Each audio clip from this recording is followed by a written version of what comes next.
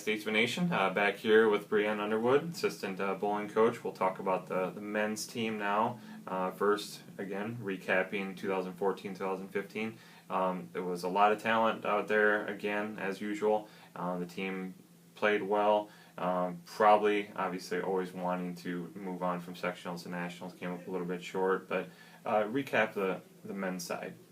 I think this was their first year back without a lot of seniors, so they had a little bit to grow and learn that some people needed to step up in different areas. And so overall, they learned by the end of the year what they needed to do and who needed to kind of change their game plan. But I'm excited for this year to see where they're going to go.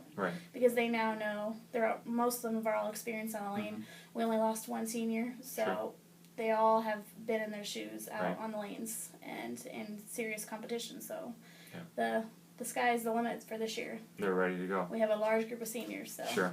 We'll talk about that large group of seniors, highlighting the key guys that are going to get the job done here. One of the key players is Jock Kahn. He has led from his freshman year on, been on varsity, proved more than once that he deserves where he's supposed to be at, so we expect him to be the team leader. He's a great communicator, so I feel like he's going to lead the team fairly well. We also have Lucas Perdue, who has been in some of the old MCC conference standings before, so he's a good, talented player.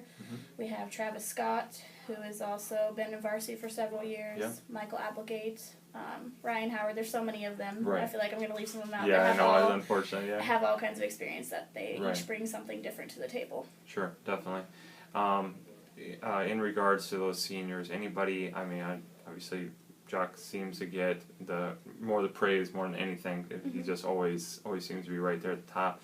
But anybody that's been, that really improved since last year. It seems in the first couple weeks of practice that he's going to be somebody to look out for. That's really push for that top spot. Improvement, I'd say Travis Scott is right now showing that he's throwing the ball better so far in trials. He had a little bit of an off year last year overall, but we're kind of expecting him to come back and show us what we know he can do. Michael Applegate had a pretty good trials for the most part, but I think they all kind of.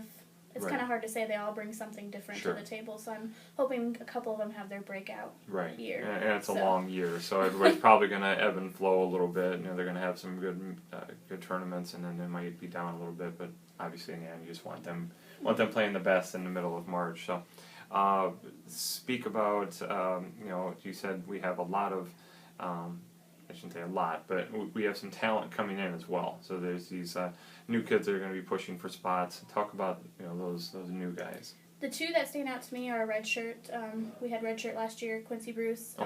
This far, he's proved that he's ready to be on the varsity and kind of make that push. Last year, he was helping with coaching the JV side of it, so he's been to tournaments. He knows what's expected. So I'm kind of ready to see what he can do out there on the lanes on the more team side of it. But also we have Nick Walker, who's a freshman from Michigan. He's more than proved during trials. He led trials at some points that he's ready to be out there on the lane. So I'm really excited to see how his freshman year goes. Sure, definitely. We talked about the schedule for the women, but we'll just do it again. Any tournaments that you guys are keying up on that are going to be really important, and any changes to the schedule? Major changes. We're not opening up in Milwaukee, suburb Wauwatosa this year, which was a big different changer for us, but we kind of decided not to open up the Tier 1. Not a big blow right away.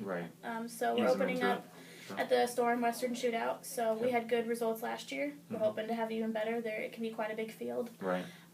The guys, I think, will be the keys to getting us start off well this year to kind of build that motivation, that momentum.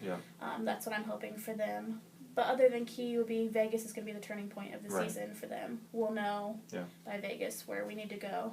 And then obviously finishing off with the Hoosier for the regular season finale, and hopefully by that point you're just trying to maybe better yourself by a couple spots in the rankings. And we have a month leading up to the Hoosier, so we have plenty of time to prepare for that big tournament this year. Definitely.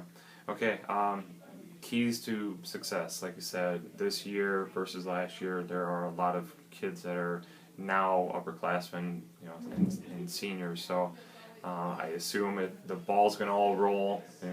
Sorry for the pun, but the ball's going to roll with them. And and how good they can do. But talk about what you think the keys to success will be this year. I think the keys for them is going out there, not overthinking it. Because sometimes they have a wealth of knowledge, but it can also lead to a little bit of overthinking. But mainly sticking together as a team. Sure.